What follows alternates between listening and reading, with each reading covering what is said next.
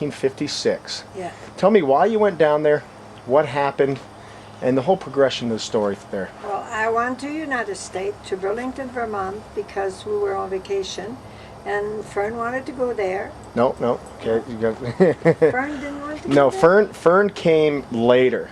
You Okay. and Oh, yeah, Florette, Michelle you and and I. Florette took a flight. Now I got pictures of the flight. I got pictures of you on the deck, fishing, with some guys in the background looking at you, kind of watching you. Anyway, tell me what happened. What happened in Burlington? Well, in 1956, in July of 1956, what did you and Florette do? We went over there to just have a little vacation in Burlington, Vermont. And we just went to a hotel there in Burlington, stayed there, and took pictures and did a little fish, well, not fishing, but I can't remember too much. I'm 75, you know, I forget now. But I remember taking picture and going to a pharmacy. I think it was, can't remember the name. Coleman Pharmacy, and it was, I thought it was the soda server person there. His name was Harry, and he gave us coffee in the morning, and I don't know if we chit-chat very much, but we took some picture and we brought it over there to be developed, and of course those pictures were not risky, but they were just, I was laying down with either a very short on my bed, and Florette took picture of that, and a baby doll. Baby doll is kind of a little pajama with short, you know, thing. And then we brought whatever we took in picture at that pharmacy, and we came back and picked them up. And I guess the man, Harry was his name, serving, I had a little smirk in his face. So we thought, Florette and I, maybe look at those pictures. Okay, hold on. I gotta wait for the jet airplane to go by. Is that okay? Yeah, I'm just waiting for the jet airplane. And, okay, start. The smirk on the face. Okay. Yeah, I guess the one who developed the picture, I think he did. We give it to him at the pharmacy. We came back to pick it up, and he had a little smirky smile. So Florette and I thought maybe he was looking at them. They were not risky. They were just short baby doll and all that. So we, all week long, we went over there and had a little breakfast and had coffee. And then Fern came over with Anita and to join us, and we went to a dance hall, or we went to a restaurant that had dancing, and Fernanda danced, and there was a lot of soldiers in Burlington, Vermont, and they were Air Force cadet or Air Force men, and one of them asked me to dance, and I danced with him, and he was very friendly, and he wanted me to go to New York with him, but that's later on because Florette went back, Fern went back, and I was alone. I stayed alone because I had a few more days left for my vacation. So I went, I don't know if he was a captain, but he was Air Force. They wanted me to go with him in New York, and I didn't know the guy. I don't mind dancing with him, but I sure wasn't going to go to New York. So I decided I had only one more days. I'd go and check out, and I went to the pharmacy and asked Gary over there to see. I said, I want to get out of the town. That's okay if he barks. And I said, where can I put my suitcase? He said, well, there's a bus at the corner, and they have a storage there. You can put your suitcase there. And I said, because I want to check out, I don't want to have this guy come by and find me. So I just went over there, and okay, hold on a sec. Clear your throat because you're getting a little grovelly. We need to go back because the dog was scratching. I guess because I wasn't listening, you gave your luggage to who and for why? Start from there again. I gave my luggage at the bus station to a case there where you can put them in. You put money and you store it there until my plane leave. My plane was leaving at 12, and I wanted to disappear a little bit from the area so this guy wouldn't find me, because I didn't want to go with them. So I decided to go to a movie in the afternoon, so that cleared my afternoon. When I came back, I guess he didn't find me, so he left, but I went back to the pharmacy and I had either a drink or soda or something, and Harry, he was I didn't know if he was a pharmacist at the time. He had a white coat and he was serving over there. I thought he was so the jerk, they called them over there, but then he started talking to me and he said, when is your plane leaving? I said, oh, I'm in night. So I said, I may have to disappear a little bit and go to a movie. He said, no, why don't I pick you up? I finish at 4 and we can go somewhere, till your plane, and I'll take you to the plane. He seemed to be okay all week long. He seemed to be, not dangerous. So I was 25, I think. 1956, so 1956. 32, 42, I got 52. married at 27, 1920. So 52 and then 24. I was 24. So I said, okay, so I wanted to escape one guy. So Harry came with the little Studebaker, and I went into his car, and he seemed pretty safe. And so he said, we'll go to pick up someone. Dexter? He didn't say that. He said, I have to pick up someone. So he went to another pharmacy and picked up another guy, which was his brother, I find out. But then I didn't know. And he said, here I am in the car in the middle of two guys. I'm trying to get rid of one. And I said, whoa. And he said, well, go to my house, we'll go supper. But then he was getting out at the Burlington, Vermont. I didn't know he lived in Waterbury, Vermont. So here we go on the way to, I said, here I am, two guys, and I don't know where they're really going. But they look trustful. Trustworthy. Trustworthy. So I went and we ended up in Waterbury to his mother's house, and his father, and I had a sexy black dress, backless, and, curly short hair, and his father went, like this, He really, really liked me right there and then. And it was a Friday, and they had meat, and I said, well, I'm Catholic and I can't eat meat. At the time, way back, we not allowed to eat meat on Friday. So his mother went to the store, the corner store, and get some baked beans, and I had something like that. And then he took me to Stowe, to where he used to work, sometime part-time, and I went to Stowe with him, and we sat inside, and I had a drink. It's what was the drink? Pink Lady, I think, or something like that.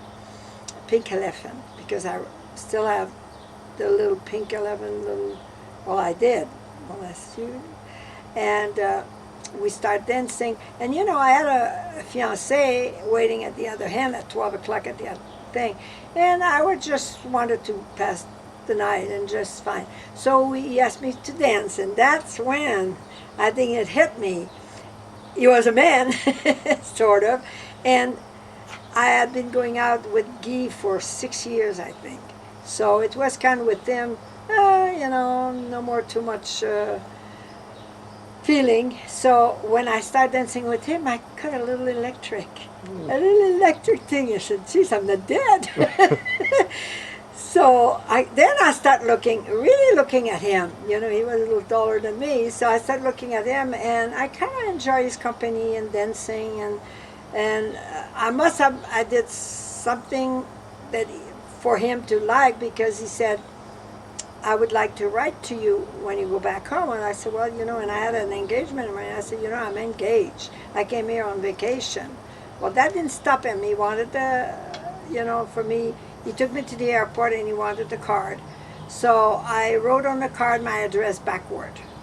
My name, the street, okay, but the address was backward. And Monday, I received a card. I said, how did I get there? The postman sent me the card, brought it to me. He knew us, so he knew the address was the same. But so he asked me, and I had another week vacation. So he asked me to come back. And I said, well, after the dance and everything, I better make sure the other guy is what I want to marry. I mean, you know, I have to clear that out. So I came back. I came back alone, and I went to, Now you came back a year later. no, the same next week. I Wow. had 2 weeks off. I had a week there, and then I came back. I had another week vacation, so I came back on Monday, and I came back and I went to Water River. Money picked me up at the airport, and I stayed at the motel in Waterbury, and his mother and his neighbor, who they're very close over there, it's a small town, said she can't stay at the motel. She can stay with me, Vera. That was Vera next door to Grammy. So she said she can stay with me. So they moved me to Vera's house, which is next door to him. You know, he didn't want me that far, I guess. And he took me, the first night over there, took me to a square dance, which I haven't been a square dance for quite a while. In Canada, when I go to my relative in the country, they have square dance. So we went square dance with Keith, the lawyer's friend, and we went square dancing, and then we went fishing, I think, and we spent a week, you know, doing things, and I still wasn't quite certain if I was going to really stay with him. I'm just to pass the time again.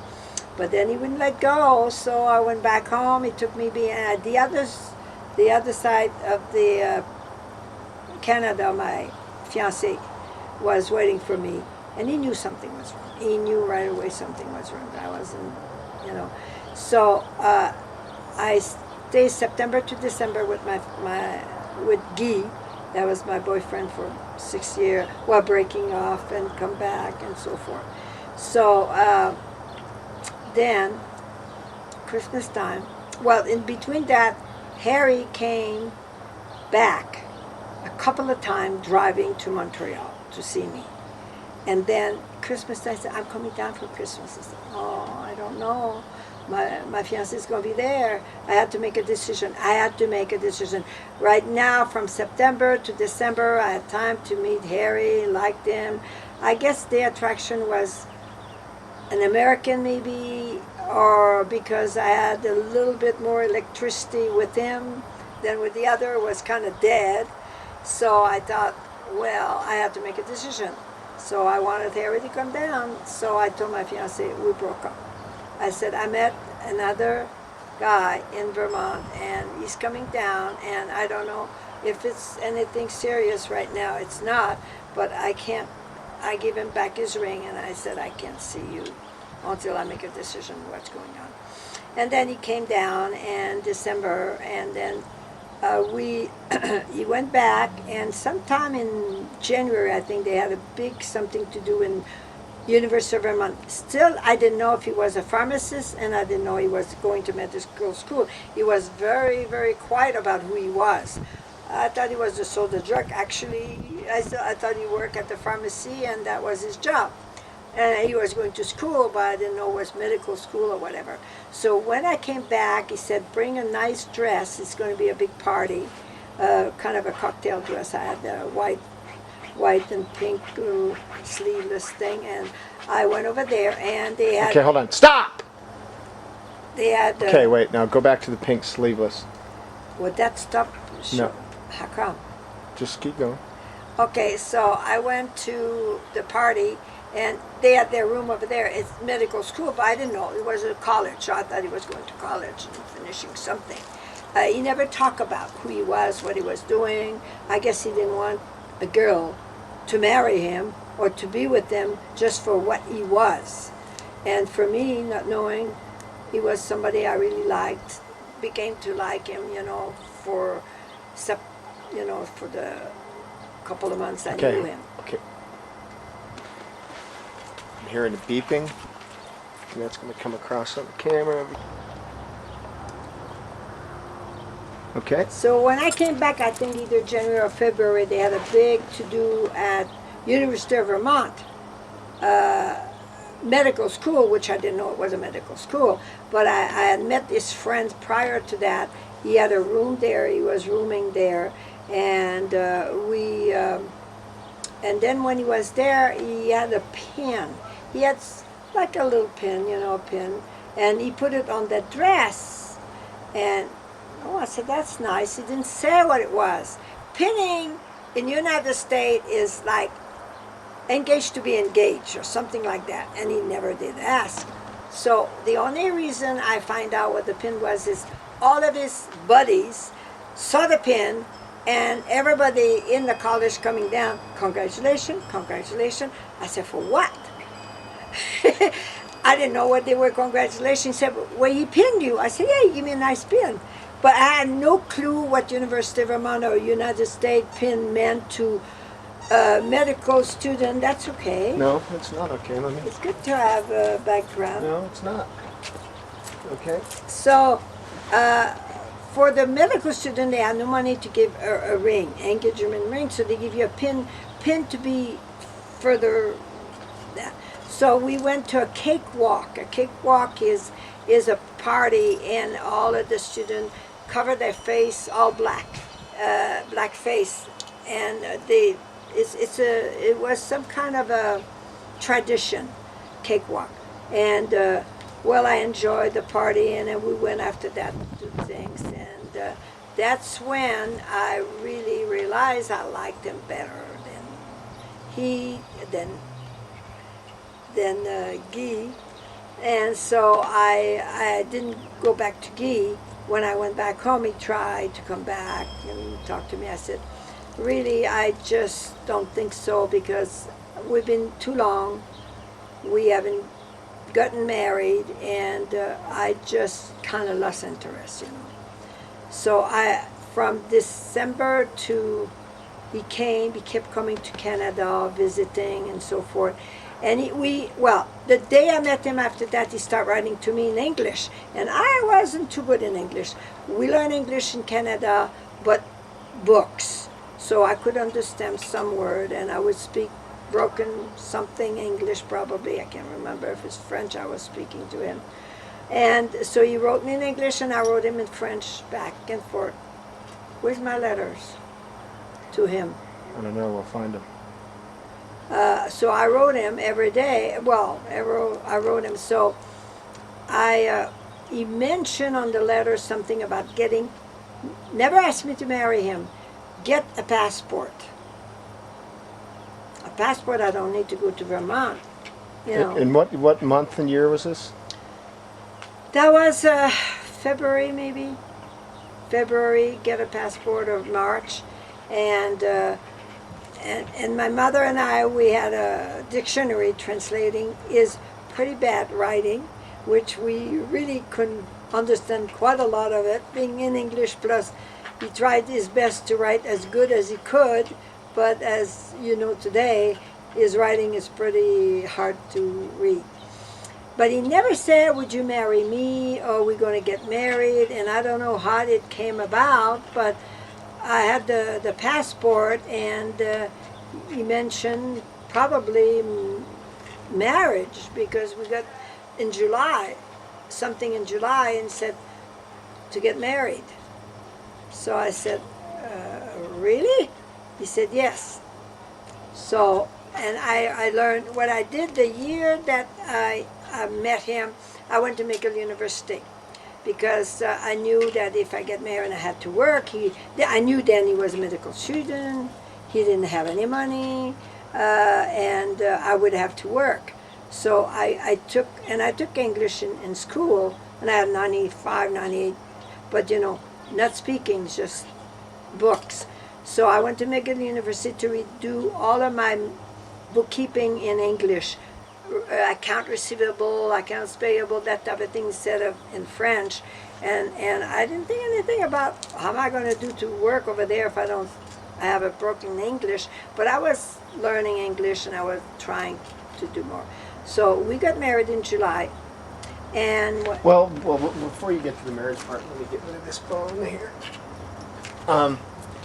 He wrote you letters. How often did he write you? Every day. Well, you got to say, okay, we got to wait for the airplane.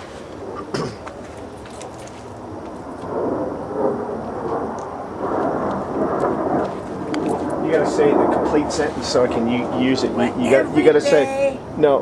And he wrote me every day. Okay. That way it makes sense. Hold on. Gotta wait for Well, the I'm airplane to still completely French leave. thinking. Hold on. Okay. Okay, he wrote me letter every day. He wrote to me every day. I receive a letter every day. Well, it may take, I guess it took a day from him to there, but every day I was getting a letter and I was reading the letter, and some I understood, some I just, you know. So for about I met him in July. Novembre, décembre, janvier, février, mars, avril, mai, juin. May. Until May, it was, you know, and then it started being serious on the letter where it looks like he wanted to get married. And I knew he was a medical student, and I said, I'm going to have to work in the United States. That's when I went to McGill University for a year and took my steno, dactylo, and all that in English, because when you do steno, it's French. When it's in English, it's different. So I went there, and then when we got married in July, my boyfriend, ex-boyfriend, was across the street at the church, hoping I'm probably not going to do it. So I kind of felt bad for him, but you know, he waited too long to give me a ring, to get engagement. I had an engagement party, but it probably was not my destiny. I think we have a destiny. We don't decide who we want to marry. I think the destiny brings you there.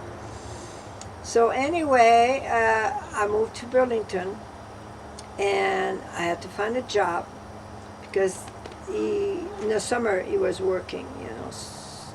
And I went to a French firm that had piecework. They did piecework. They needed a bookkeeper, office, mostly. I was doing payroll, a lot of payroll for the. So I worked there, Rousseau, I think that was Rousseau their name.